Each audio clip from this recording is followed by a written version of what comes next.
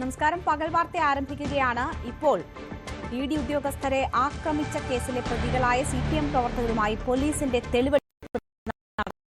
പ്രതിപക്ഷ നേതാവ് പിണറായി വിജയന്റെ വീടിന് മുൻപിലാണ് തെളിവെടുപ്പ് നടക്കുന്നത്. അതിന്റെ ദൃശ്യങ്ങളാണ് കാണുന്നത്. ഡാൻ കുര്യൻ അവിടെ നിന്ന് വിവരങ്ങളുമായി ചേരുകയാണ്. ഡാൻ, തെളിവെടുപ്പ് നടക്കുന്നു. നേരത്തെയും തെളിവെടുപ്പ് നടന്നിരുന്നു. ഇപ്പോൾ പ്രതിപക്ഷ നേതാവിന്റെ വീടിന് മുന്നിലുള്ള തെളിവെടുപ്പാണ് നടക്കുന്നത്. എന്തൊക്കെയാണ് അവിടെ നിന്നുള്ള വിവരങ്ങൾ? ഏതൊക്കെ പ്രതികളുണ്ട്?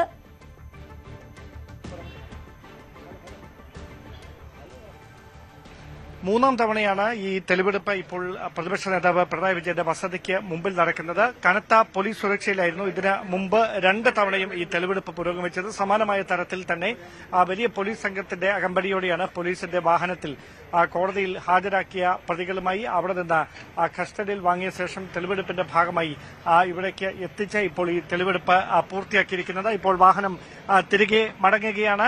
തെളിവെടുപ്പ് നടപടികൾ മിനിറ്റുകൾക്കുള്ളിൽ പൂർത്തിയാക്കി ഇവിടെ നിന്ന് മടങ്ങുകയാണ്. വലിയ പോലീസിന്റെ സുരക്ഷാ സംവിധാനങ്ങളൊക്കെ ഒരുക്കിയിട്ടുണ്ടായിരുന്നു. മറ്റ് പ്രകോപനങ്ങൾ ഉണ്ടാകാതിരിക്കാൻ സിപിഎമ്മിന്റെ പ്രവർത്തകർ, കേസിൽ ഉൾപ്പെട്ടിരിക്കുന്ന പ്രതികളായിട്ടുള്ള പ്രതിപ്പട്ടികയിൽ ഉൾപ്പെട്ടിരിക്കുന്ന പ്രവർത്തകരാണ് അവിടെ ഉള്ളത്. മ്യൂസിയം സിഐയുടെ നേതൃത്വത്തിലുള്ള പോലീസ് സംഘമാണ് തെളിവെടുപ്പിനായി ഈ സിപിഎം പ്രവർത്തകരുമായി, ഇഡി ഉദ്യോഗസ്ഥരെ ആക്രമിച്ച കേസിൽ പ്രതികളായ സിപിഎം പ്രവർത്തകരുമായി മുൻ മുഖ്യമന്ത്രി, നിലവിലെ പ്രതിപക്ഷ നേതാവ് പിണറായി വിജയന്റെ വസതിക്ക് മുമ്പിലേക്ക് എത്തിയത്. ആഴ്ചകൾക്ക് മുമ്പ് ഈ റോഡിൽ വെച്ചാണ് ഇഡി ഉദ്യോഗസ്ഥർ പരിശോധന കഴിഞ്ഞ് മടങ്ങുന്നതിനിടയിൽ വാഹനത്തിന് നേരെ പ്രകോപനപരമായ പ്രതികരണമുണ്ടാകുകയും വാഹനം അടിച്ചു തകർക്കുകയും ചെയ്യുന്ന നിലയിലേക്ക് കാര്യങ്ങൾ എത്തിയത്. ഈ വസതിയിൽ ഇപ്പോൾ അദ്ദേഹത്തിന്റെ പിണറായി വിജയന്റെ കുടുംബാംഗങ്ങളുണ്ട്, അദ്ദേഹത്തിന്റെ സ്റ്റാഫിലെ മറ്റ് ഉദ്യോഗസ്ഥരൊക്കെയുണ്ട്. പിണറായി വിജയൻ ഇവിടെ ഉണ്ടോ എന്ന കാര്യത്തിൽ വ്യക്തതയില്ല. കാരണം അദ്ദേഹത്തിന്റെ വാഹനമോ മറ്റ് പോലീസ് സംവിധാനങ്ങളോ ഒന്നും നിലവിൽ ഈ വീട്ടിലില്ല. പക്ഷേ അദ്ദേഹത്തോടൊപ്പമുള്ള സ്റ്റാഫിലെ ജീവനക്കാരൊക്കെ ഈ വീടിന്റെ മുൻവശത്ത് തന്നെ ഉണ്ട് എന്നതാണ് എടുത്തു പറയേണ്ട കാര്യം. ഇതോടെ പരിശോധന പൂർത്തിയാക്കിയ സംഘം മടങ്ങിയിരിക്കുന്നു. ഇനി ഇതുമായി ബന്ധപ്പെട്ട കൂടുതൽ വിശദമായ ചോദ്യം ചെയ്യലടക്കം നടക്കേണ്ടതുണ്ട്.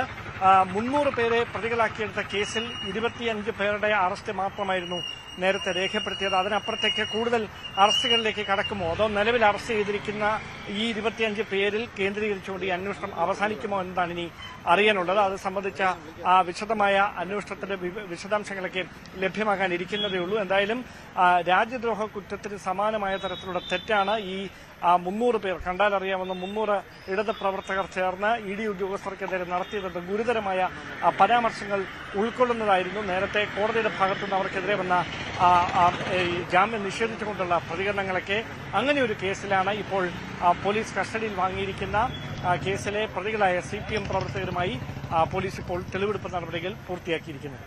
ശരി, ഡാൻ കുര്യനാണ് വിവരങ്ങൾ നൽകിയത്. മൂന്നാം തവണയാണ് തെളിവെടുപ്പ് നടക്കുന്നത്. കനത്ത സുരക്ഷാ സജ്ജീകരണങ്ങൾക്കിടെയാണ് തെളിവെടുപ്പ് നടന്നത്. വളരെ പെട്ടെന്ന് തന്നെ തെളിവെടുപ്പ് പൂർത്തിയാക്കി അവിടെ നിന്ന് പോലീസ് ഉദ്യോഗസ്ഥർ മടങ്ങിയിരിക്കുകയാണ്. ഇപ്പോൾ പിണറായി വിജയന്റെ ബേക്കറി ജംഗ്ഷനിലുള്ള വീടിന്, വാടക വീടിന് മുൻവശത്താണ് ഈ സംഭവം നടന്നത്. അവിടെയാണ് തെളിവെടുപ്പ് നടന്നത് പ്രതികളുമായി. ഡാൻ, ഇതിന്റെ കേസന്വേഷണം വളരെ ഊർജിതമായി മുന്നോട്ട് പോകുന്നു എന്ന് വേണമോ നമ്മൾ മനസ്സിലാക്കാൻ? തുടർ തെളിവെടുപ്പുകൾ നടക്കുന്നു. വളരെ കാര്യക്ഷമമായ അന്വേഷണം തന്നെ ഇതുമായി ബന്ധപ്പെട്ട് നടക്കുന്നു എന്നതിന്റെ സൂചനകളല്ലേ ഇത്?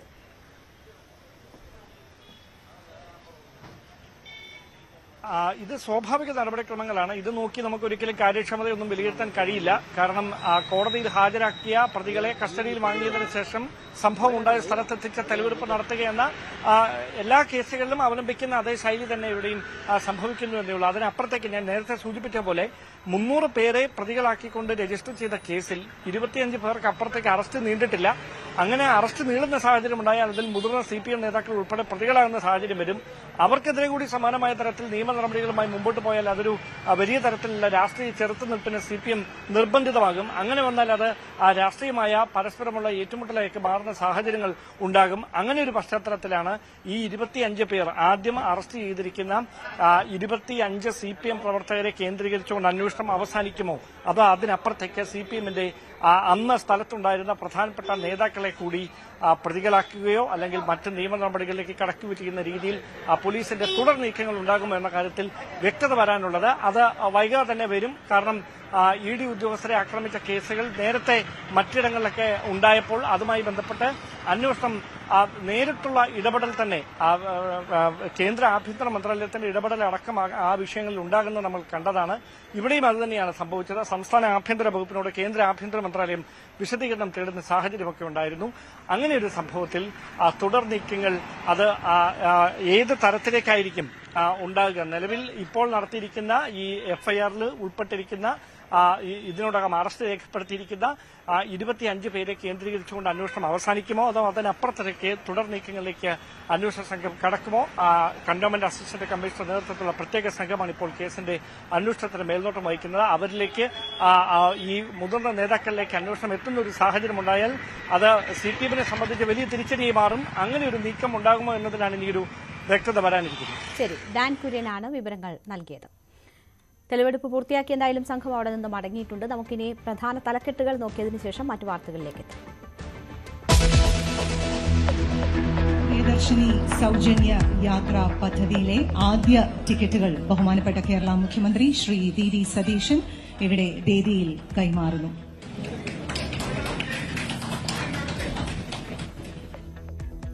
ചരിത്രം കുറിച്ച് VD സതീശൻ സർക്കാർ. സ്ത്രീകൾക്കും ട്രാൻസ്ജെൻഡർ വിഭാഗക്കാർക്കും KSRTC ഓർഡിനറിയിൽ സൗജന്യ യാത്രയ്ക്ക് തുടക്കം. സ്ത്രീകളോടുള്ള സർക്കാരിന്റെ ആദരമെന്ന് മുഖ്യമന്ത്രി. സൗജന്യ യാത്രയുടെ മിച്ചം പിടിക്കുന്ന പണം സ്ത്രീകൾക്ക് സമ്പാദ്യമാകട്ടെ എന്നും VD സതീശൻ. മന്ത്രിമാരും ജനപ്രതിനിധികളുമായി സെക്രട്ടേറിയറ്റിലേക്ക് പ്രിയദർശിനി സർവീസിൽ ഉദ്ഘാടന യാത്ര.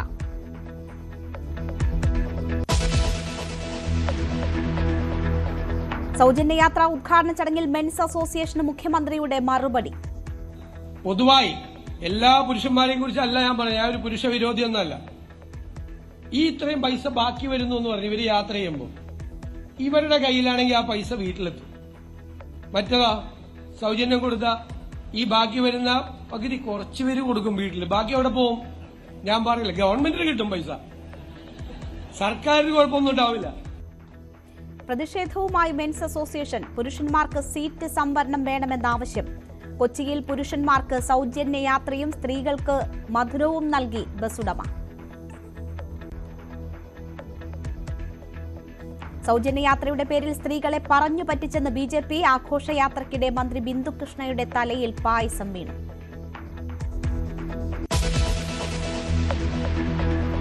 സംസ്ഥാനത്ത് ഷിഗല്ല മൂലം ഒരു മരണം കൂടി. കോഴിക്കോട് മെഡിക്കൽ കോളേജ് ആശുപത്രിയിൽ മലപ്പുറം പൂക്കോട്ടൂർ സ്വദേശിയായ 7 വയസ്സുകാരൻ മരിച്ചു. ആശുപത്രിയിൽ പ്രവേശിപ്പിച്ചത് പനിയും വയറിളക്കവും മൂലം. സംസ്ഥാനത്ത് ഷിഗല്ല മൂലം മരണം 4ആയി. നിപ ബാധിതന്റെ നില ഗുരുതരമായി തുടരുന്നു.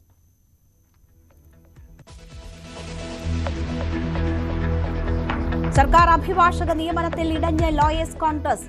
മുഖ്യമന്ത്രി തീരുമാനമെടുത്തത് മന്ത്രിസഭയിൽ ചർച്ച ചെയ്യാതെയെന്ന ആക്ഷേപം. പാർട്ടിയും മുന്നണിയും അറിഞ്ഞില്ലെന്നും കോൺഗ്രസുകാർക്ക് പരിഗണന കിട്ടിയില്ലെന്നും പരാതി. ലോയേഴ്സ് കോൺഗ്രസിന്റെ കുറ്റപ്പെടുത്തൽ പ്ലീഡർമാരുടെ പൂർണ്ണ പട്ടിക ഉടൻ വരാനിരിക്കെ.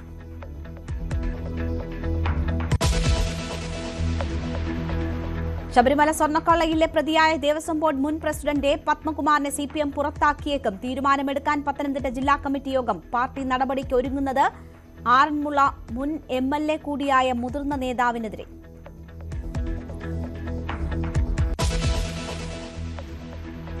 ശബരിമല സ്വർണ്ണക്കൊള്ള കുറ്റപത്രത്തിൽ ന്യൂനതയുണ്ടെങ്കിൽ വീണ്ടും അന്വേഷിക്കുമെന്ന് ദേവസ്വം മന്ത്രി. പത്മകുമാറിന്റെ വെളിപ്പെടുത്തലിൽ ഇനിയും സത്യം പുറത്തുവരാനുണ്ട്. അറിയാനിരിക്കുന്ന സത്യങ്ങൾക്കനുസരിച്ച് അന്വേഷണമുണ്ടാകുമെന്നും K മുരളീധരൻ.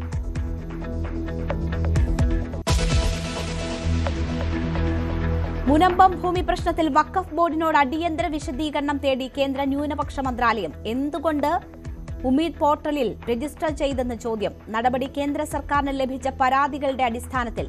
രജിസ്ട്രേഷൻ പിൻവലിക്കാൻ വഖഫ് ബോർഡിനോട് ആവശ്യപ്പെടണമെന്ന് രാജീവ് ചന്ദ്രശേഖർ.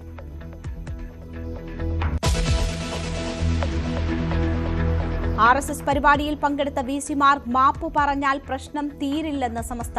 കേരളത്തിൽ നടക്കുന്നത് ഇതുവരെ കണ്ടിട്ടില്ലാത്ത കാര്യങ്ങൾ. PM ശ്രീയിൽ സർക്കാർ നയം വ്യക്തമാക്കണം. RSS രഹസ്യ അജണ്ട സർക്കാർ തിരിച്ചറിയണമെന്നും മുസ്തഫ മുണ്ടുവാർ.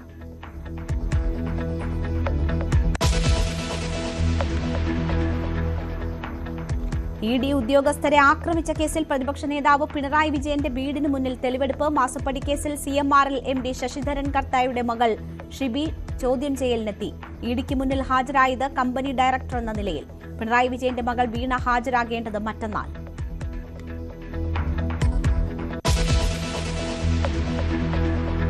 മന്ത്രിമാരായ സണ്ണി ജോസഫിനും OJ ജനീഷിനും 1 മാസമായിട്ടും പാർട്ടി പദവികളിൽ പകരക്കാരായില്ല. KPCC യൂത്ത് കോൺഗ്രസ് അധ്യക്ഷ തീരുമാനം വൈകുന്നതിന് കാരണം സ്ഥാനമോഹികളുടെ തർക്കം. തീരുമാനം നീളുന്നതിൽ കോൺഗ്രസ് ദേശീയ നേതൃത്വത്തിന് അതൃപ്തി.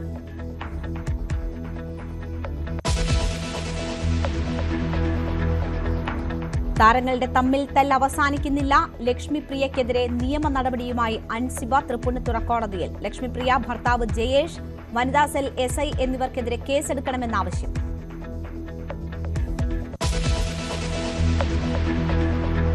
തിരുവനന്തപുരം കോട്ടൂരിൽ കാട്ടാന ആക്രമണത്തിൽ 2 യുവാക്കൾക്ക് പരിക്ക്. ആക്രമിക്കപ്പെട്ടത് ബൈക്കിൽ പോവുകയായിരുന്ന പ്രണവും ചന്ദ്രബാബുവും. ഇരുവരും മെഡിക്കൽ കോളേജ് ആശുപത്രിയിൽ ചികിത്സയിൽ.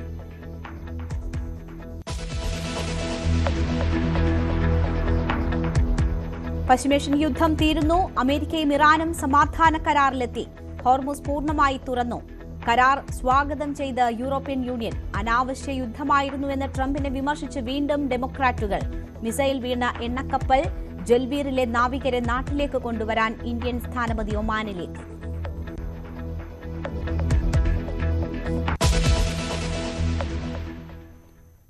വാർത്തയിലേക്ക് വിശദമായി. സംസ്ഥാനത്ത് ഓർഡിനറി ബസ്സുകളിൽ സ്ത്രീകൾക്കുള്ള സൗജന്യ യാത്രയ്ക്ക് തുടക്കമായി. തൽക്കാലത്തേക്ക് KSRTCക്കുണ്ടാകുന്ന നഷ്ടം ഗുണപരമായ സാമൂഹ്യക്ഷേമമായി പരിവർത്തിക്കപ്പെടുമെന്ന് മുഖ്യമന്ത്രി VD സതീശൻ പദ്ധതി ഉദ്ഘാടനം ചെയ്തുകൊണ്ട് പറഞ്ഞു. പദ്ധതി ഭാവിയിൽ വിപുലമാക്കുമെന്ന് ഗതാഗത മന്ത്രി CP ജോണും വ്യക്തമാക്കി. തമ്പാനൂരിൽ നിന്ന് ആരംഭിച്ച ആദ്യ യാത്ര സെക്രട്ടേറിയറ്റിൽ അവസാനിച്ചു. പദ്ധതി നടപ്പാക്കുന്നത് വഴി 1 വർഷം 800 കോടിയുടെ വരുമാന നഷ്ടമുണ്ടാകുമെന്നാണ് കണക്കാക്കുന്നത്. UDFന്റെ പ്രധാനപ്പെട്ട തെരഞ്ഞെടുപ്പ് വാഗ്ദാനമായിരുന്നു KSRTC ബസ്സുകളിൽ സ്ത്രീകൾക്ക് സൗജന്യ യാത്ര എന്നുള്ളത്.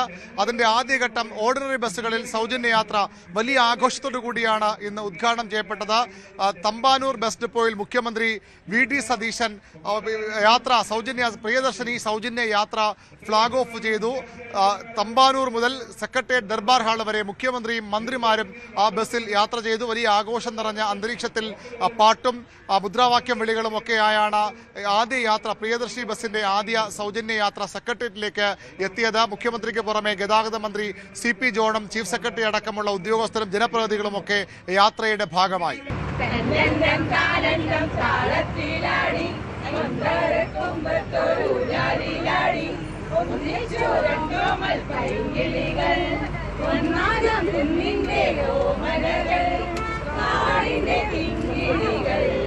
ഇത് ആരുടെയും ഔദാര്യമല്ല, സ്ത്രീകളുടെ അവകാശമാണെന്ന പ്രഖ്യാപനമാണ് ഉദ്ഘാടന ചടങ്ങിൽ മുഖ്യമന്ത്രി നടത്തിയത്. സ്ത്രീകൾക്ക് നൽകുന്ന ഒരു ഔദാര്യമായിട്ടല്ല ഞാൻ കരുതുന്നത്. ഈ പദ്ധതിക്ക് സാമൂഹ്യവും സാമ്പത്തികവുമായ പ്രതിഫലനങ്ങൾ നമ്മുടെ സമൂഹത്തിൽ ഉണ്ടാകുമെന്നാണ്. അഭിമാനത്തോടുകൂടി സർക്കാരിന്റെ ഒരു വണ്ടിയിൽ യാത്ര ചെയ്യാൻ കഴിയുക, അത് സൗജന്യമല്ല. ഞങ്ങളുടെ സർക്കാർ, ഞങ്ങളുടെ വാഹനം, ഞങ്ങൾ ഇതിലൂടെ യാത്ര ചെയ്യുന്നു. ചരിത്ര നിമിഷമെന്നാണ് ഗതാഗത മന്ത്രി CP ജോൺ ഈ യാത്രയെ, ഈ സർക്കാരിന്റെ പുതിയ പദ്ധതിയെ വിശേഷിപ്പിച്ചത്.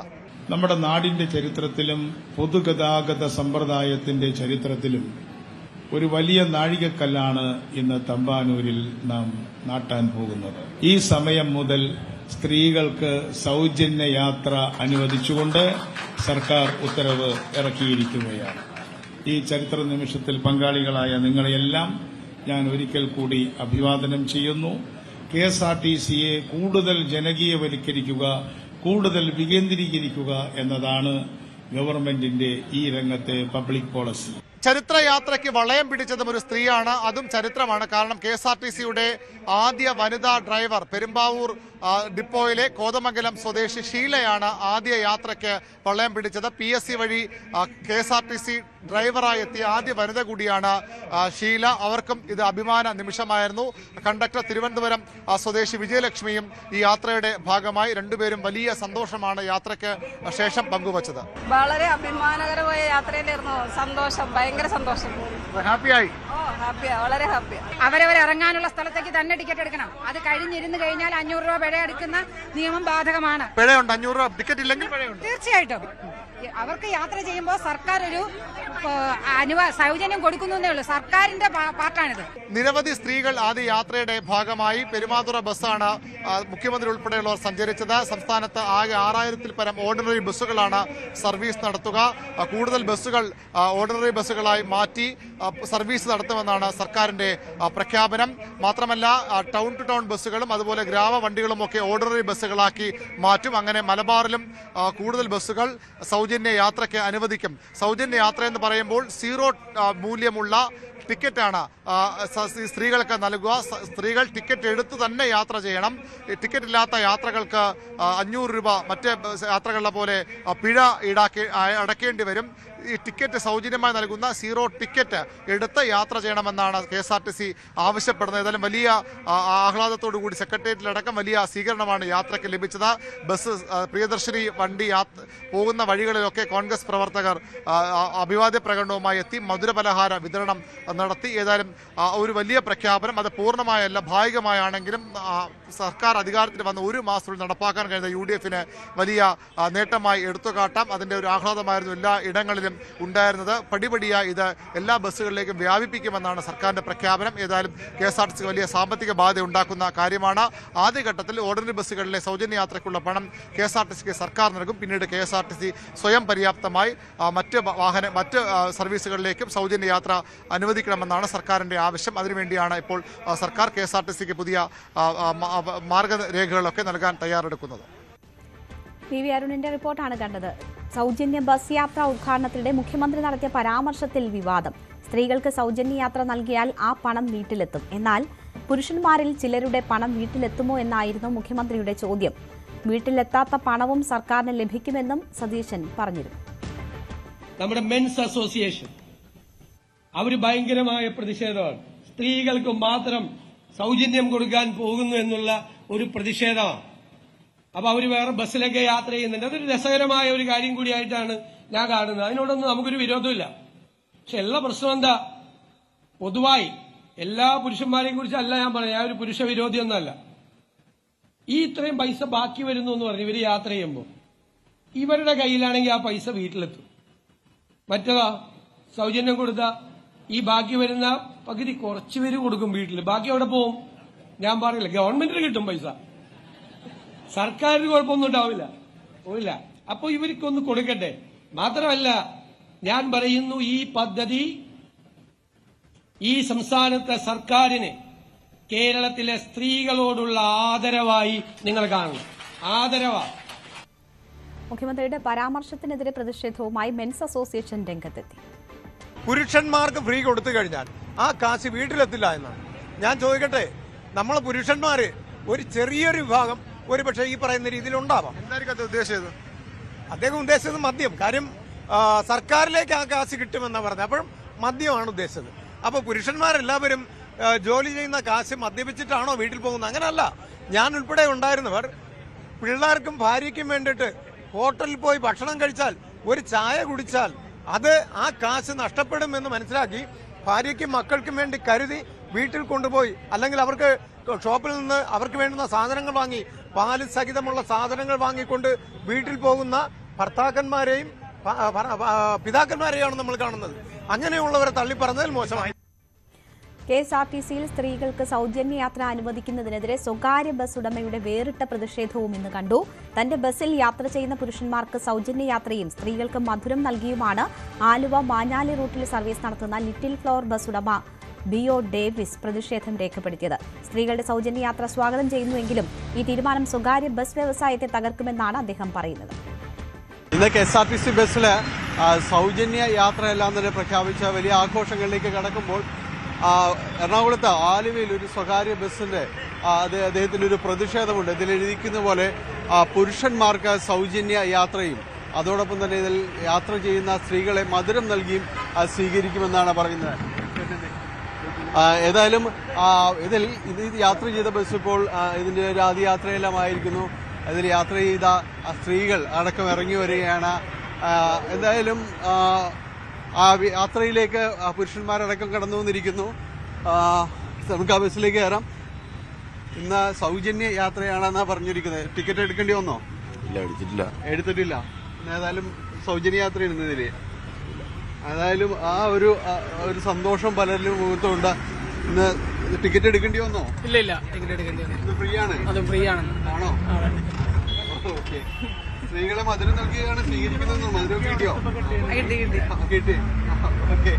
എങ്ങനെയാണ് നിങ്ങൾ കാണുന്നത് ഇന്നത്തെ ഒരു യാത്ര? ഇത് KSRTC ബസ്സിൽ ഇതുപോലെ സൗജന്യമാണ്. KSRTC സൗജന്യമാണ് സ്ത്രീകൾക്ക്. സന്തോഷത്തോടെ കാണുന്നോ തീരുമാനത്തെ? സന്തോഷത്തോടെ കാണുന്നില്ല എന്ന് പറഞ്ഞ ഒരു പ്രസ്ഥാനം നശിക്കാനുള്ള ഒരു കാരണം കൂടി ആവുകയുള്ളത് സ്വകാര്യ ബസ്സുകളുടെ അല്ലേ? അതും ഒരു വിഷയമാണോ? ഒരു 60-70% ആളുകൾ പ്രൈവറ്റിനെയാണ് ആശ്രയിച്ചാണ്.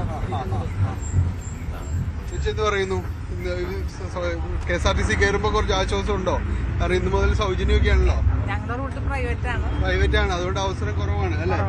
കുറവാണ്. എന്നാലും പൊതുവിൽ അത് സ്ത്രീകൾക്ക് ഉപകാരപ്പെടും തന്നെയാണ്. എന്നാലും ഈ ബസ്സില് ഇന്ന് പുരുഷന്മാർക്കടക്കം ഇത് സൗജന്യ യാത്രയാണ് നൽകിയിരിക്കുന്നത്. ഏതായാലും ബസ് ഉടമ ഡേവിസ്, അദ്ദേഹമാണ് ഇത് ഈ ഒരു ആശയം കഴിഞ്ഞ ദിവസങ്ങളിൽ നമ്മൾ ഈ പറഞ്ഞതുപോലെ നമ്മൾ ഈ ബസ്സിൽ കഴിഞ്ഞ ദിവസങ്ങളിൽ ഇന്നലെ കയറിയിരുന്നു. പ്രധാനമായ അദ്ദേഹത്തിന്റെ ഒരാശയം ഈ രീതിയിലേക്ക് കൊണ്ടുവന്നത് സ്വകാര്യ ബസ് വ്യവസായം അത് നിലനിന്ന് പോകണം. അതുകൊണ്ട് തന്റെ ഒരു എളിയ പ്രതിഷേധം എന്ന രീതിയിലാണ് ഈ ആശയം പങ്കുവയ്ക്കുകയും ചെയ്തത്. നമുക്കൊപ്പം ഡേവിസ് ഏട്ടൻ തന്നെ ചേരുന്നുണ്ട്. ഡേവിസ് ഏട്ടൻ എങ്ങനെയുണ്ട് ആദ്യ ദിവസം ആളുകള് ഇതിനോടൊക്കെ ഏത് രീതിയിലുള്ള ഒരു പ്രതികരണമാണ് നടത്തുന്നത് ഇതിനകത്ത് കയറുമ്പോൾ? തീർച്ചയായിട്ടും ആളുകളെ പുരുഷന്മാരും വളരെ സന്തോഷത്തോടെയാണ് നമ്മുടെ തീരുമാനം അവർ വെൽക്കം ചെയ്തത്. പ്രത്യേകിച്ച് നമ്മൾ നേരത്തെ തൊട്ട് അറിയിച്ചിരുന്ന പോലെ എല്ലാ പുരുഷന്മാരും അതിനകത്ത് വളരെ സജീവമായിട്ട് അവർ കയറി സഹകരിച്ചു. അതിൽ വലിയ സന്തോഷമുണ്ട്. ഞാൻ രാവിലെ മുതൽ കാണുന്നതാണ്. എന്തായാലും ചേച്ചി മധുരമൊക്കെ കിട്ടിയിട്ടുണ്ടല്ലോ, സന്തോഷമാണോ? സന്തോഷമുണ്ടല്ലേ ഇന്ന്? ഏതായാലും മധുരം നൽകി, സ്ത്രീകൾക്ക് സ്വീകരണം നൽകി, ഒപ്പം തന്നെ പുരുഷന്മാർക്ക് സൗജന്യ യാത്രയുമാണ് ലിറ്റിൽ ഫ്ലവർ വാഗ്ദാനം ചെയ്യുന്നത്. ഇതൊരു ചെറിയ പ്രതിഷേധം അല്ലേ? ചെറിയ പ്രതിഷേധം തന്നെയാണ്. കാരണം അത്രയും പ്രയാസമുള്ളതുകൊണ്ടാണ് ഇങ്ങനെ ഒരു പ്രതിഷേധത്തിന് നമ്മൾ തയ്യാറെടുത്തത്. ഈ KSRTCയിലെ ആശയത്തെ എതിർക്കുന്നില്ല, പക്ഷേ സ്വകാര്യ ബസ്സിനെ കൂടി സംരക്ഷിക്കണമെന്നതാണ്. ആ ഒരു ഇത് മാത്രമേ ഉള്ളൂ. അല്ലാണ്ട് സ്ത്രീകൾക്ക് സൗജന്യം കൊടുക്കുന്നത് നമ്മളെതിരല്ല. അതൊക്കെ ന്യായമായ കാര്യങ്ങളാണ്. പക്ഷെ ഞങ്ങൾ നിലനിർത്തണം. അതിനുള്ളൊരു വഴി കാണിക്കാതെ, വഴി തീരുമാനം ഉണ്ടാക്കാതെ ചെയ്തതിലുള്ള അതൃപ്തി മാത്രമേ ഉള്ളൂ. അത് പരിഹരിക്കാൻ സർക്കാർ മുന്നോട്ട് വരുമെന്ന് തന്നെയാണ് ഞങ്ങളുടെ കണക്കൂട്ടൽ. വരും ദിവസങ്ങളിൽ ചർച്ചകൾ എന്തെങ്കിലും? തീർച്ചയായിട്ടും ബഡ്ജറ്റിൽ തന്നെ പ്രഖ്യാപനങ്ങൾ ഞങ്ങൾ പ്രതീക്ഷിക്കുന്നുണ്ട്. പക്ഷേ എത്രത്തോളം ഇതിനെ സഹായിക്കാനായിട്ട് പര്യാപ്തമാവും എന്നുള്ളതാണ് ഞങ്ങളുടെ വിഷയം. ചെറിയ ഒരു ആനുകൂല്യമോ ഇളവോ തന്നതുകൊണ്ട് ഇപ്പോൾ, കാരണം KSRTCക്കൊപ്പം വരുമ്പോൾ സ്വാഭാവികമായിട്ടും സ്ത്രീ യാത്രക്കാർ മാറിക്കഴിഞ്ഞാൽ പിന്നെ യാത്രക്കാർ നഷ്ടപ്പെടാല്ലേ. വലിയ പ്രതിസന്ധി ആണെന്ന് പറഞ്ഞാൽ ഡീസലിന്റെ വില 8 രൂപയാണ് കൂടിയത്. അത് ചെറിയ തുകയല്ല. അപ്പോൾ വലിയ നഷ്ടം തീർച്ചയായിട്ടും. എന്തായാലും ഇന്ന് ഈ വേറിട്ട ഒരു പ്രതിഷേധം നടത്തുന്നതിലൂടെ അദ്ദേഹം പറഞ്ഞു വെക്കുന്നത് തങ്ങളുടെ മേഖലയെ കൂടി ഇതിലേക്ക് പരിഹരിക്കണം. KSRTC നൽകുന്ന സൗജന്യത്തോട് തങ്ങൾക്ക് യാതൊരു എതിർപ്പുമില്ല. അതോടൊപ്പം പക്ഷേ ഈ സ്വകാര്യ ബസ് വ്യവസായത്തെ കൂടി സംരക്ഷിക്കാൻ തയ്യാറാകണമെന്നതാണ് അദ്ദേഹം പറയുന്നൊരു കാര്യം. എന്തായാലും ഇന്നത്തെ ഈ ബസ് യാത്രയിൽ പുരുഷന്മാർക്ക് ഈ ദിവസം മുഴുവൻ ഈ ലിറ്റിൽ ഫ്ലവർ ബസ്സിൽ സൗജന്യ യാത്രയും ഇതിലേക്ക് എത്തുന്ന സ്ത്രീകളടക്കമുള്ളവർക്ക്, സ്ത്രീകൾക്കും കുട്ടികൾക്കും എല്ലാം തന്നെ, സ്കൂൾ കുട്ടികൾ നിരവധി ഉണ്ടായിരുന്നവർക്കെല്ലാം തന്നെ മധുരം നൽകിയുമാണ് ഇന്ന് സ്വീകരിച്ചത്. വേറിട്ട ഒരു പ്രതിഷേധത്തിന്റെ മുഖമായിരുന്നു ആലുവയിൽ നമ്മൾ കാണുന്നത്. ലിറ്റിൽ ഫ്ലവർ ബസ്സിൽ നിന്ന് ക്യാമറമാൻ മനോജിനൊപ്പം ജാനി പോൾ, ന്യൂസ് 18. എന്തായാലും പല വിധത്തിലുള്ള പ്രതിഷേധങ്ങൾ കൂടി കാണുന്ന ദിവസമാണ്. 2009 ദേശസാൽക്കരിച്ച റൂട്ടാണ് വളാഞ്ചേരി പെരിന്തൽമണ്ണ. അന്ന് പൊന്നാനി പെരിന്തൽമണ്ണ ഡിപ്പോകളിൽ നിന്നായി 15ലേറെ സർവീസുകൾ ഈ റൂട്ടിലുണ്ടായിരുന്നു. എന്നാൽ ഇന്ന് ഒരു സർവീസ് പോലും ഇല്ലാത്ത അവസ്ഥയാണ്. സ്വകാര്യ ബസ് ഉടമകളുടെ സമ്മർദ്ദത്തിൽ KSRTC സർവീസുകൾ നിർത്തിയെന്നാണ് വ്യാപകമായി ഉയരുന്ന ആക്ഷേപം. മാറിയ സാഹചര്യത്തിൽ ഇത് പുനഃസ്ഥാപിക്കാനുള്ള ശ്രമങ്ങൾ തുടങ്ങിക്കഴിഞ്ഞുവെന്ന് പെരിന്തൽമണ്ണ മങ്കട MLA ന്യൂസ് 18നോട് പറഞ്ഞു. കേരളത്തിലുടനീളം ഓർഡിനറി ബസ്സുകളിൽ സ്ത്രീകൾക്ക് സൗജന്യ യാത്ര സാധ്യമാകുമ്പോൾ ദേശസാൽക്കരിച്ച ഒരു റൂട്ടിൽ ഒരു KSRTC പോലും ഓടാത്തൊരു സ്ഥലമുണ്ട് മലപ്പുറത്ത്, പെരിന്തൽമണ്ണ വളാഞ്ചേരി റൂട്ടിൽ. 2009 ഈ റൂട്ട് ദേശസാൽക്കരിച്ചത്. അന്ന് 15ലധികം സർവീസുകൾ കുറച്ച് വർഷങ്ങളോളം ഇവിടെ തുടർച്ചയായിട്ടുണ്ടായിരുന്നു. പക്ഷേ കോവിഡ് കാലത്തിന് ശേഷം ഒരു സർവീസ് പോലും ഇല്ലാത്ത ഒരു സാഹചര്യമാണ് നിലവിലുള്ളത്. ഒറ്റ ബസ് പോലും ഇപ്പോൾ വളാഞ്ചേരി പെരിന്തൽമണ്ണ റൂട്ടിൽ ഓടുന്നില്ല. ഇതൊരു പ്രധാനപ്പെട്ട റൂട്ടാണ്. MES മെഡിക്കൽ കോളേജ് അടക്കം അതുപോലെ തന്നെ മറ്റ് വിദ്യാഭ്യാസ സ്ഥാപനങ്ങളൊക്കെ ഉള്ള ഒരുപാട് പേർ ആശ്രയിക്കുന്ന ഒരു റൂട്ടാണ്. ഇവിടെ ഇപ്പോൾ സ്വകാര്യ ബസ്സുകൾ മാത്രമാണ് നിലവിലുള്ളത്. അതും വൈകുന്നേരമാകുമ്പോൾ അതുപോലെ അതിരാവിലെ ഒന്നും ബസ് കിട്ടാത്തൊരവസ്ഥ. അതിനപ്പുറം മുൻപ് KSRTC ഓടിയിരുന്ന ഈ റൂട്ടിലെ ബസ്സുകൾ സ്വകാര്യ ബസ് ഉടമകളുടെ സമ്മർദ്ദത്താൽ നിർത്തലാക്കിയെന്ന ആക്ഷേപമൊക്കെ ഉയരുന്നുണ്ട്. എന്താണെങ്കിലും അന്ന് നിർത്തലാക്കാനുള്ള സാഹചര്യം എന്തു തന്നെയാണെങ്കിലും ഇന്നിപ്പോൾ അത് പുനഃസ്ഥാപിക്കണമെന്ന ആവശ്യമാണ് വ്യാപകമായിട്ട് ഉയരുന്നത്. ഈ ഒരു പദ്ധതിയുടെ ഗുണം ഈ മേഖലയിലുള്ളവർക്ക് ലഭിക്കണമെങ്കിൽ അത്തരത്തിൽ KSRTC സർവീസുകൾ വളാഞ്ചേരി പെരുന്തൽമണ്ണ റൂട്ടിൽ വീണ്ടും തുടങ്ങണമെന്ന ആവശ്യമാണ് ജനങ്ങൾ ശക്തമായിട്ട് ആവശ്യപ്പെടുന്നത്. യഥാർത്ഥത്തിൽ ഇതൊരു മലബാർ മേഖലയിലുള്ള വലിയ ഒരു വികസന വിവേചനമാണ് നടന്നുകൊണ്ടിരിക്കുന്നത്. അപ്പോൾ അതുകൊണ്ട് ഇപ്പോൾ ഇന്ന് ഈ സ്ത്രീകൾക്ക് ഇന്ന് പ്രഖ്യാപിക്കപ്പെട്ടിട്ടുള്ള ഈ സൗജന്യ യാത്ര ഇന്ന് ഇവിടെ അനുഭവിക്കണമെന്നുണ്ടെങ്കിൽ ഈ വളാഞ്ചേരി റൂട്ടിൽ, പ്രത്യേകിച്ച് വളാഞ്ചേരി റൂട്ടിൽ ഇതിലൂടെ റൂട്ട് പുനഃസ്ഥാപിക്കണം എന്നുള്ളതാണ് വെൽഫെയർ പാർട്ടി ആവശ്യപ്പെടുന്നത്. രാത്രി കാലങ്ങളിൽ ഇവിടുന്ന് ഒരു 8 മണിക്ക് ശേഷം ഒരു 7:30-8 മണി കഴിഞ്ഞ് കഴിഞ്ഞാൽ ഒരാൾക്ക് പോലും അങ്ങോട്ടും ഇങ്ങോട്ടും എത്തിപ്പെടാൻ വേണ്ടിയിട്ട് പറ്റാത്തൊരു സാഹചര്യം നിലവിലുണ്ട്. ആ ഒരു സാഹചര്യം നിങ്ങളിൽ നിന്ന് അടിയന്തരമായിട്ട് സർക്കാർ ഇടപെടും എന്നാണ് പ്രതീക്ഷ. കാലങ്ങൾ ശരിക്കും വലമ്പൂരിലേക്കും KSRTC ഉണ്ടായിരുന്നു. പക്ഷെ അതൊക്കെ ഇപ്പോൾ നിർത്തലാക്കിയിട്ടുണ്ട്. അതൊക്കെ ശരിക്ക് പുനഃസ്ഥാപിക്കണം എന്നാണ് വ്യാപാര വ്യവസായ ഏകോപന സമിതിൻ്റെ ആവശ്യമുള്ളത്. ഇതേക്കുറിച്ച് പെരിന്തൽമണ്ണ മങ്കട MLA-മാർക്ക് പറയാനുള്ളത് ഇതാണ്. മുൻപ് എന്തുകൊണ്ട് നിന്നു എന്നുള്ളതിനെക്കുറിച്ച് ഇനി ചർച്ച ചെയ്യുന്നില്ല. ഇത് യാഥാർത്ഥ്യമാക്കാൻ ശ്രമിക്കുമെന്നാണ് നജീബ് കാന്തപുരം വ്യക്തമാക്കിയത്. എന്തായാലും നമുക്ക് ദേശസാൽകൃത റൂട്ട് എന്ന നിലയിൽ തന്നെ പെരിന്തൽമണ്ണ വളാഞ്ചേരി റൂട്ടിലെ പ്രാധാന്യം നമുക്ക് എല്ലാവർക്കും അറിയാം. അത് ബഹുമാന്യനായ മന്ത്രി, ഗതാഗത മന്ത്രിയുമായിട്ട് സംസാരിച്ച് അതിനൊരു പരിഹാരം ഉണ്ടാക്കാൻ തീർച്ചയായിട്ടും ശ്രമിക്കും. അതേസമയം താൻ MLA ആയിരുന്ന സമയത്താണ് ഇത് ഈ റൂട്ട് ദേശവൽക്കരിച്ചത്. അന്ന് 15 സർവീസുകൾ നടത്തിയിരുന്നതാണ്. വീണ്ടും ഈ സർവീസുകൾ കൊണ്ടുവരാൻ ശ്രമം നടത്തുമെന്നും ഇത് പ്രാമുഖ്യത്തോടെ തന്നെ നടപ്പാക്കാൻ കഴിയുമെന്നാണ് പ്രതീക്ഷയെന്നുമാണ് മഞ്ഞളാംകുഴി അലി MLA പ്രതികരിച്ചത്. ജനങ്ങൾ ഇപ്പോൾ വീണ്ടും ആവശ്യപ്പെടുന്നുണ്ട്, നിർബന്ധമായിട്ടും വാഹനം വേണമെന്ന്. അതിൻ്റെ അടിസ്ഥാനത്തിൽ മന്ത്രിയോട് ആവശ്യപ്പെട്ടിട്ടുണ്ട്. അതിൻ്റെ കടലാസ് പ്രോസസ്സിംഗ് നടന്നുകൊണ്ടിരിക്കുകയാണ്. ഞാൻ 2 വണ്ടി തുടക്കം എന്നുള്ള നിലയിലാണ് ഉദ്ദേശിച്ചത്. പക്ഷേ അത് KSRTC ജീവനക്കാർ പറയുന്നത് മിനിമം 10 വാഹനങ്ങളെങ്കിലും വേണം. 5 എണ്ണം ഇവിടുന്ന് 5 എണ്ണം അവിടുന്ന്. എന്നാണെങ്കിലും ഈ ഒരു സർക്കാരിൻ്റെ പുതിയ പദ്ധതിയുടെ ആനുകൂല്യം ജനങ്ങൾക്ക് കിട്ടണം. അതിനപ്പുറം യാത്രാ ദുരിതത്തിലായ ഒരു മേഖലയിലെ ജനങ്ങൾക്ക് അവർക്ക് മുൻപുണ്ടായിരുന്ന ആ ഒരു സൗകര്യം പുനഃസ്ഥാപിച്ച് കിട്ടണം. ഇതാണ് പ്രധാനമായിട്ടും ഇവിടെ ഉയരുന്നൊരാവശ്യം. പൊതുവെ മലബാറിനോട് KSRTCയുടെ അവഗണന അത് മാറ്റാനുള്ള ശ്രമം UDF സർക്കാരിൻ്റെ കാലത്ത് ഉണ്ടാകുമെന്ന പ്രതീക്ഷ എല്ലാവരും പങ്കുവയ്ക്കുമ്പോഴും ഏറ്റവും പ്രാധാന്യത്തോടെ തന്നെ പുനഃസ്ഥാപിക്കേണ്ടത് വളാഞ്ചേരി പെരിന്തൽമണ്ണ ദേശസാൽകൃത റൂട്ടിലെ സർവീസുകളാണെന്ന ആവശ്യമാണ് വ്യാപകമായിട്ട് ഉയരുന്നത്. അഖിലോട്ടുപാർക്കൊപ്പം CV അനുമോദ്, ന്യൂസ് 18. UDF സർക്കാർ സൗജന്യ യാത്ര എന്ന പേരിൽ സ്ത്രീകളെ പറഞ്ഞു പറ്റിച്ചു എന്നാണ് BJPയുടെ ആരോപണം. മുഴുവൻ KSRTC ബസ്സുകളിലും സൗജന്യ യാത്ര നടപ്പിലാക്കുമെന്നായിരുന്നു തെരഞ്ഞെടുപ്പ് വാഗ്ദാനം ലംഘിക്കപ്പെട്ടെന്നും BJP സംസ്ഥാന ജനറൽ സെക്രട്ടറി S. സുരേഷ് ആരോപിച്ചു. എല്ലാ സ്ത്രീകൾക്കും സൗജന്യമായിട്ടുള്ള യാത്ര എന്നത് ഇന്ന് അട്ടിമറിക്കപ്പെട്ടിരിക്കുകയാണ്. എല്ലാ KSRTC ബസ്സിലും സൗജന്യമായിട്ടുള്ള യാത്ര എന്ന നിലയിലുള്ള പ്രഖ്യാപനം അട്ടിമറിക്കപ്പെട്ടിരിക്കുകയാണ്. എക്കാലത്തും KSRTCയിൽ സൗജന്യ യാത്ര എന്നുള്ളതും അട്ടിമറിക്കപ്പെട്ടിരിക്കുകയാണ്. ഇപ്പോ VD സതീശനും CP ജോണും പറയുന്നത് 100 ദിവസത്തേക്കാണ് ഞങ്ങൾ ഈ പദ്ധതി നടപ്പാക്കുന്നത്. 100 ദിവസം കൊണ്ട് ഞങ്ങളൊന്ന് പഠിക്കട്ടെ, പഠിച്ചതിന് ശേഷം ഇത് തന്നെ വേണമോ എന്ന് ആലോചിക്കാമെന്നാണ് ഇവിടത്തെ VD സതീശനും അതോടൊപ്പം തന്നെ മന്ത്രി CP ജോണും പറഞ്ഞിരിക്കുന്നത്. പ്രിയപ്പെട്ടവരെ, ഇത് പച്ചയായൊരു തട്ടിപ്പാണ്. തെരഞ്ഞെടുപ്പ് ജയിക്കാനായിട്ട് ഇങ്ങനെ മനുഷ്യന് നടപ്പാക്കാൻ സാധിക്കാത്ത മോഹന സുന്ദര വാഗ്ദാനങ്ങൾ നൽകി കോൺഗ്രസ് എക്കാലത്തും ജനങ്ങളെ പറ്റിച്ചിട്ടുള്ളതിന് സമാനമായിട്ടുള്ള ഒരു തട്ടിപ്പ് പരിപാടിയാണ് VD സതീശൻ എന്ന് പറയുന്ന കേരളത്തിലെ മുഖ്യമന്ത്രി ഈ KSRTCയിൽ സ്ത്രീകൾക്ക് സൗജന്യ യാത്ര എന്നതിന്റെ പേരിൽ ഇന്ന് നടത്തിയിരിക്കുന്നത്. കൊല്ലത്ത് പ്രിയദർശിനി പദ്ധതിയുടെ ഉദ്ഘാടനത്തിനിടെ മന്ത്രി ബിന്ദു കൃഷ്ണയുടെ തലയിൽ ചൂട് പായസം വീണു. ബസിനുള്ളിലെ തിരക്കിനിടെയാണ് മന്ത്രിയുടെ തലയിലേക്ക് ചൂട് പായസം വീണത്.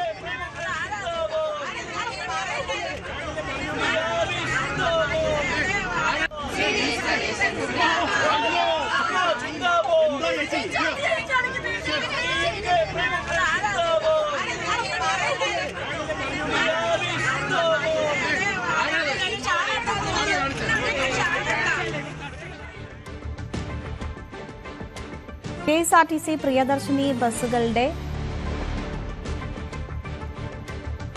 കല്ലടിക്കോട് കോങ്ങാട് നിയോജക മണ്ഡലത്തിലെ ഉദ്ഘാടനം നഞ്ചിയമ്മ നിർവഹിച്ചു. സൗജന്യ യാത്രയെ സ്വാഗതം ചെയ്ത് അഞ്ചിയമ്മ സംസാരിച്ചു.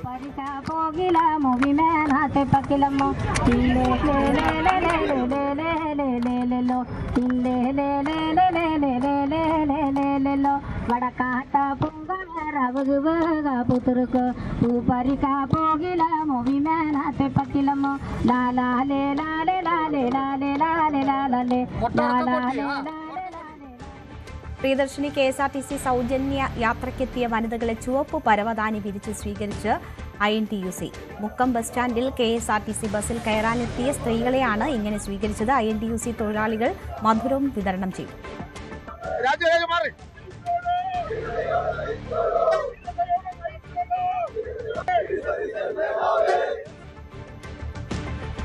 അതേസമയം യാത്രയുടെ തുടക്കത്തിലെ ചില കല്ലുകടികളുമുണ്ട്. തൃശൂരിൽ നിന്ന് ചാലക്കുടിയിലേക്ക് പ്രിയദർശിനി ബസ്സിൽ യാത്ര ചെയ്ത യുവതികൾക്ക് സൗജന്യ ടിക്കറ്റ് ലഭിച്ചില്ല. ഫീമെയിൽ എന്ന രേഖപ്പെടുത്തിയ ടിക്കറ്റിന് പണം ഈടാക്കി മധുരം വിതരണം ചെയ്യാനെത്തിയ ജനപ്രതിനിധികളോട് പരാതി പറഞ്ഞിട്ടും പരിഗണിച്ചില്ല എന്ന് യാത്രക്കാർ ആരോപിച്ചു.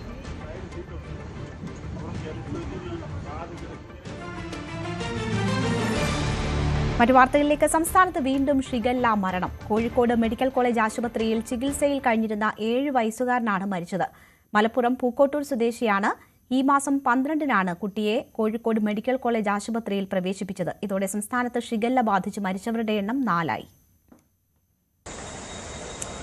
മലപ്പുറം പൂക്കോട്ടൂർ സ്വദേശിയായ 7 വയസ്സുകാരനായ ബാലനാണ് ഷിഗല്ല ബാധിച്ച് കോഴിക്കോട് മെഡിക്കൽ കോളേജ് ആശുപത്രിയിൽ മരണത്തിന് കീഴടങ്ങിയിരിക്കുന്നത്. കഴിഞ്ഞ 12-നാണ് വയറിളക്കവും ഛർദിലും അടക്കമുള്ള ലക്ഷണങ്ങളെ തുടർന്ന് ഈ കുട്ടിയെ ആശുപത്രിയിൽ പ്രവേശിപ്പിച്ചത്. മഞ്ചേരിയിൽ പ്രവേശിപ്പിച്ച കുട്ടിയെ പിന്നീട് കോഴിക്കോട് മെഡിക്കൽ കോളേജ് ആശുപത്രിയിലേക്ക് മാറ്റുകയായിരുന്നു. കുട്ടിയുടെ ആരോഗ്യനില വഷളാവുകയും മരണത്തിന് കീഴടങ്ങുകയുമായിരുന്നു. കോഴിക്കോട് മെഡിക്കൽ കോളേജിൽ മാത്രം കഴിഞ്ഞ 1 മാസത്തിനുള്ളിൽ 3 പേരാണ് ഷിഗല്ല രോഗത്തിന് ചികിത്സയിലിരിക്കെ മരിച്ചത്. ഒന്ന് കോഴിക്കോട് തലക്കളത്തൂർ സ്വദേശിയായ പെൺകുട്ടിയാണ്, 4 വയസ്സുള്ളത്. അടുത്തത് മലപ്പുറം സ്വദേശിനിയായ വയോധികയാണ്.